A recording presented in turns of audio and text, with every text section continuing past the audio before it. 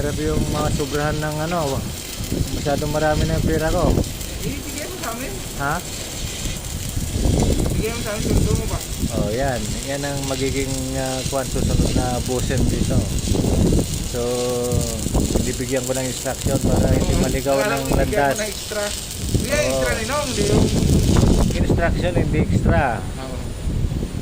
Pero ang laki ng kwan ninyo eh, ng extra ninyo eh.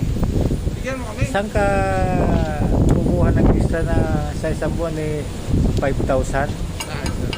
Galit pa. Eh, doon sa atin eh, sweldo na ng kwan yan. Kasambahay. Ninong, galit pa no, galit pa. Oo, galit pa.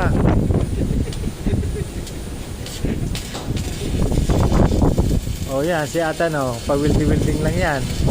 Pero sumasahod ng libo-libong dolyar. Libo lang, libong dolyar. Plus extra. Hindi pa kasama yung savings nila ng milyon sa Oh, bangko yan. plus yung ano pa, yung extra kampanya gabi-gabi. Oh, sinong kwan nagwagi? Sir, sa university ako nung hawakan mong baraha ko, talo na ako ng 400 eh. Oo, Talo na ako ng 400. Kaya nga, Ay, doon isang ako, nakita kuwan ito eh. sa likod.